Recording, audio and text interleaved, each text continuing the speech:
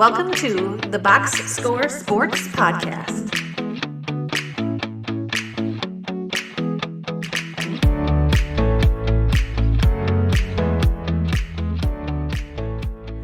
Speaking of torture, let's talk about the 49ers.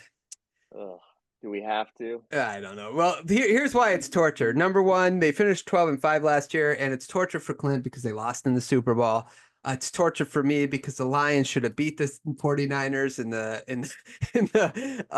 the finals, not the finals. What's it called? I'm still thinking championship. Football. Yeah, I'm still thinking basketball. I'm thinking Western Conference Finals in the championship, and then you got to deal with them every year. Talon. So we'll talk about the Niners. Clint, what was your favorite move the Niners made? Hurting Patrick Mahomes. No. Did that happen yet? My favorite move was Isaac Yandom. They signed him from the Saints, cornerback. He started the second half of the year after Lattimore got hurt. And he had 11 pass deflections in 9 games. So I think he is a solid second cornerback when they go nickel, because Lenore is really good, but he moves into the slot.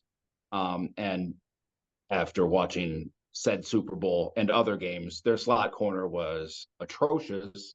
Last year, Isaiah Oliver, it was just, a torch fest at that position. So between him and their guard they drafted in the third, Dominic Pooney, who might start, those were two. I mean, they brought in a bunch of guys, but those were the two that I liked the most. Digging deep in the draft there. Analysis. I didn't know about those players, so I just learned something new. Okay, Talon, what about you, man? What was your favorite move they made? Yeah, my favorite move goes hand in hand closely with my least favorite move. And again, we're talking about the Super Bowl almost winners. So like this is really nitpicking here. My favorite move is that they're going to be going into the season pretty much the same team as they were last year, which we know is a powerhouse team. And then TBD for why that is a concern. Yeah, so again, I kind of agree with Town. There wasn't like Clint, the Niners better than all of us, so you dug deep and you found some good moves. I couldn't find anything that like stuck out, so you're just returning. You are a Super Bowl champion, chip level team. Like, last year you were the best team in the NFC, and you made sure to bring them all back. Now, I guess TBD on Ayuk, right? Like we'll have to wait and see what happens there. But for the most part, so we know that they're going to be the best, or at least up there in the NFC. So to keep it all together and, maybe another year, it's the second year with the new defense, right, Clint? No, they got rid of new defensive coordinator then. Yeah, but he was on the staff already. He's a guy from why can't I think of what's the Texans coach name? DeMeco Ryans. He was on DeMeco Ryans' staff. They kept him as the secondary coach, and they brought in Hicks, who was terrible. And then they just promoted him to defensive coordinator. Did they bring in Brandon Staley too? Yeah, they brought in Brandon Staley to do cornerback safeties. Okay, well, I don't know about that move, but okay. But anyway, the fact that they kept it together, maybe their defensive changes will help them as well, because I know sometimes throughout the year, last year, you weren't too impressed with what they were doing defensively. So, but they're super talented. So, like, who knows how that will play out. Okay, let's go your least favorite move they made, Clint. They keep doing it, drafting a running back in the 3rd or 4th round. They did it again with Isaac Rendo, who has all the RAS score. Like he was almost a 10, but dude already pulled his hamstring, because that's what guys like that tend to do. And just because I hated him as a Packer, and I'll continue, Devondre Campbell, he's going to start the year, with Greenlaw coming back from injury. Devondre Campbell is hot garbage. But I mean, at least you have Fred Warner. So, but I can't stand Devondre Campbell. I don't think he's that good. I think he's washed. But well, he's a Packer. That's all you need to think. Former Packer. Former Packer. Okay, Talon, what about you? Yeah, I think when you're that good of a team you stay so focused on staying the same. Whereas name the three biggest competitions for usurping them for the Super Bowl this year in the NFC. Eagles, Who would you say? Lions, Eagles, Lions. Is there another one? I think the Packers. Oh, I think I'm the not ready Packers. I to mean, they go were. there with the I Packers, mean, but they were a play away from beating them in the divisional yeah, round, sure. and I mean, and Lions were a play away. So I think those are the three. I think all three of those teams improved more significantly than the Niners did this year. If you're not getting better, you're only getting worse, and other teams are getting better. But the Niners will see how much better they were than all those teams from last year. So that would be my biggest red flag. Okay. Not a bad one, by the way. That's a good one. The Lions have definitely gotten better, Clint. You a little nervous? No, not from the Oh, Lions. No. come on. We were up like by 20 some points. Anyway, what happened to Chase Young? I guess I missed that. Where did he end up going? The Saints. Okay. Yeah. You It's chased them okay. away. Yeah, they chased him Niners away. chased another player away. Well, he wasn't as effective as I think that they thought he was That's going true. to Good be. riddance, Chase. Maybe you could Yeah. actually run down Jameer Gibbs on the sweep there, but whatever. Yeah.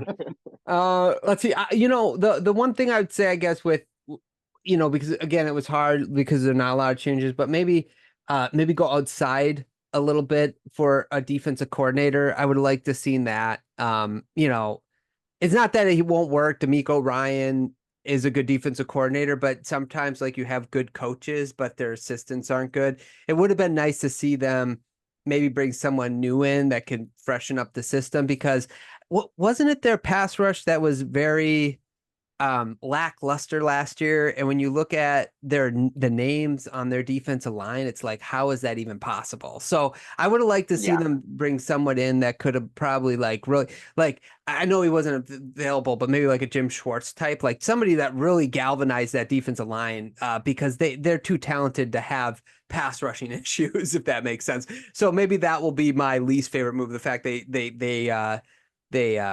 sort of just retreaded it again. That makes Hmm. sense, Clint? Hmm. Yeah, I mean, I think it's a good thing. They did that last year. They brought in what's his name from the Panthers, outside guy, and True. it was a train wreck. Um, so I think they need to go back to how they played not so much with Robert Saleh because that was pretty vanilla, Okay. but like with D'Amico Ryans. Yeah, sure. Okay, yeah, and we'll see. I don't know. Yeah, that's fair. Okay, let's go to biggest green flag. What do you got for the green flag, Clint? I think their defense is much deeper. I think that was a problem last year. When you got like one injury, it was just over. And you mentioned the pass rush. Drake Jackson, who they drafted in the first round, I think he had like 2 sacks week 1, and then I think he finished with 3 for the season and got hurt. But bringing in Leonard Floyd, Jordan Elliott from the Browns, he should help with the run game because that's what really killed them last year is they couldn't stop the run. Same with Malik Collins. He's more of a pass rush DT.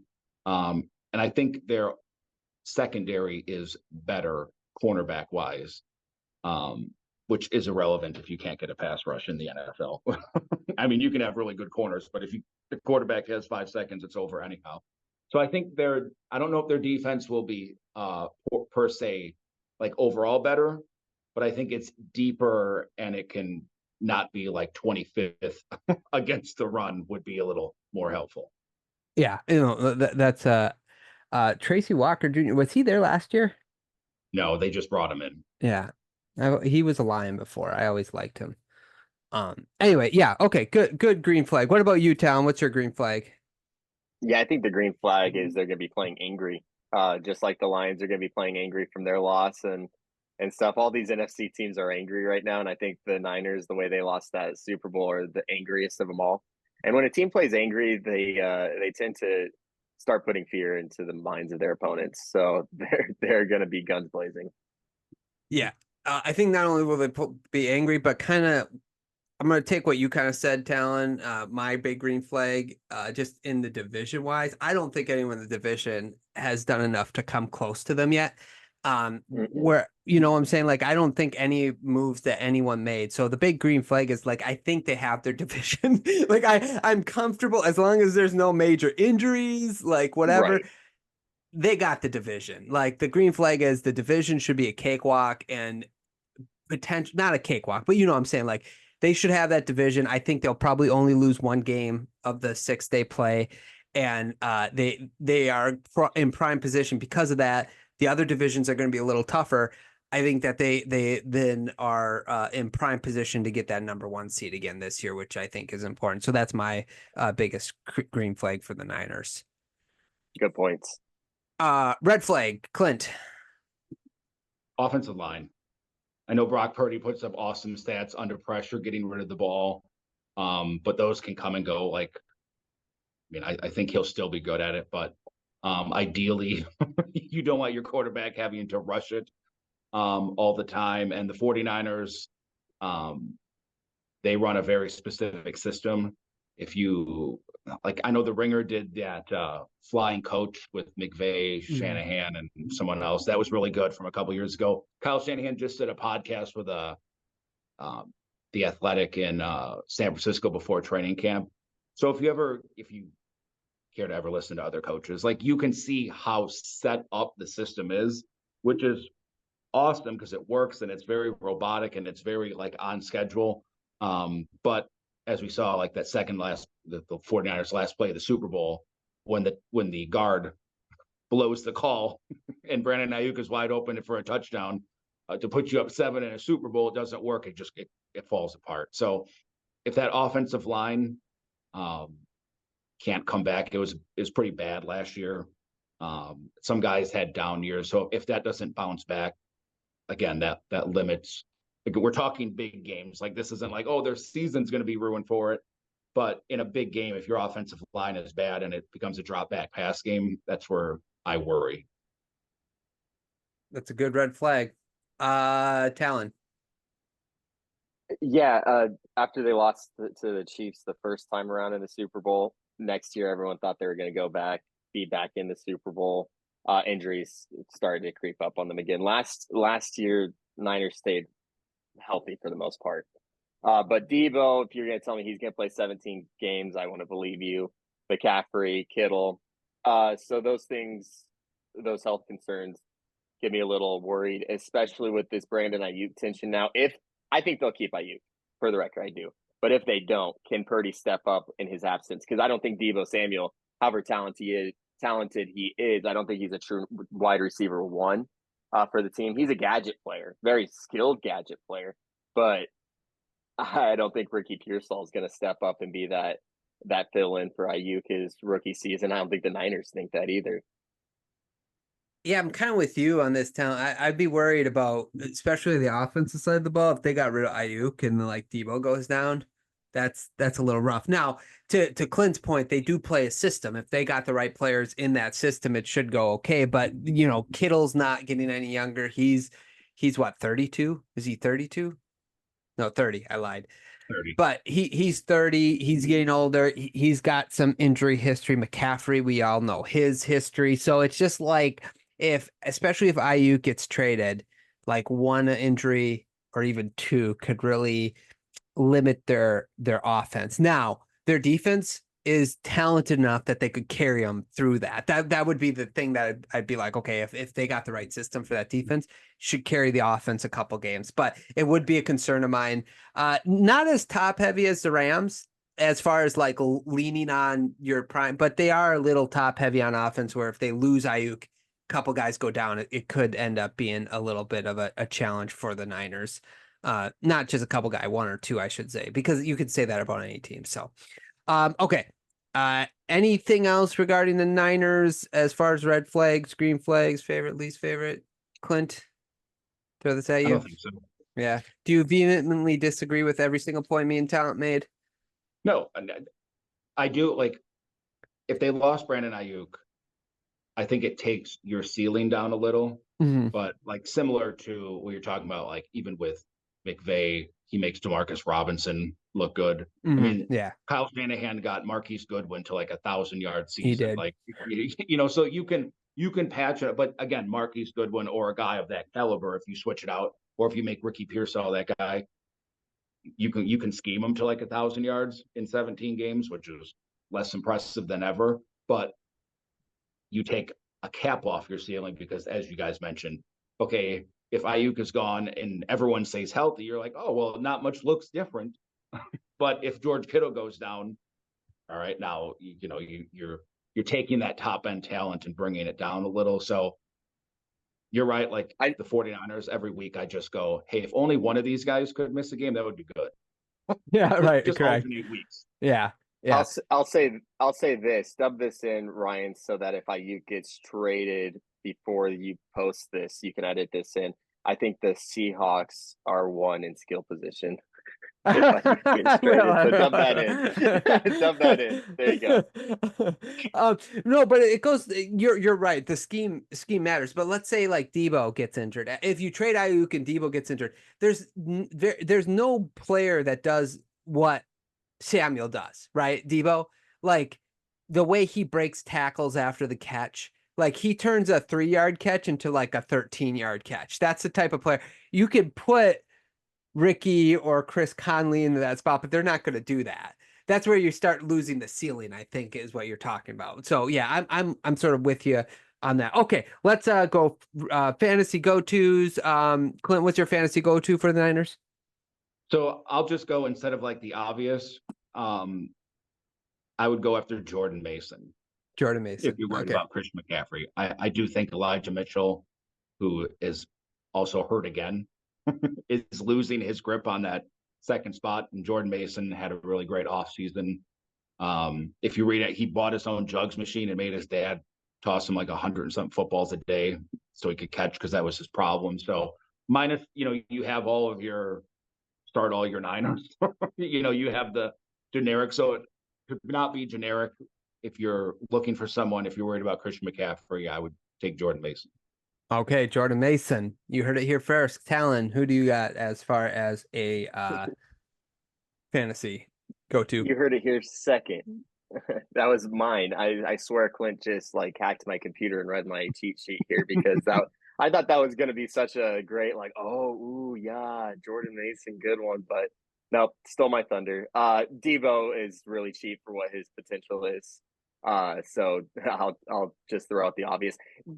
Draft Niners because they're a good football team, and you want fantasy football players on good NFL rosters. That seems to be a theme. I want Dolphins players. I want Lions. I want Packers. I want Niners. I want Texans. There's a theme there. So yeah. It's funny because I probably won't draft a Packer on purpose, but you're right. Like you should just always do that. I was trying to find real quickly because there's a lot of obvious ones. Well, okay, that's fair. Purdy's being drafted. Average quarterback is 11th, which is fair. But he's a good one if you miss on like the top, whatever quarterbacks to take a flyer on because he's going to put up numbers in that offense. Brock Purdy. This has been such a fun game. Who would you rather have, Jared Goff, Jaden Daniels, or Brock Purdy? They're kind of in a similar range. Well, Daniels runs, right? Like, yeah. So I'd probably rather have him because Purdy is not as much of a runner. He's a better runner than Goff, though. I'd rather have Purdy over Goff, and I'm a Lions guy. But really, that's shocking. Right. What about do you know how many outside games Jared Goff is playing this year? I don't. 2? Definitely 2, isn't it? 3. Only 3. And his beginning of season so nice, and he plays so good in a dome at home, and all his away games are in domes except 3. I think I'd still take Goff over Purdy. But Purdy runs is more mobile, right, Clint? Yeah, he can be. Yeah, he can be. I think. Wow. Hey, take that Lions flag down in the back. Okay. You don't deserve that anymore. I would take Daniels first because, again, I think Washington's going to be defensively bad.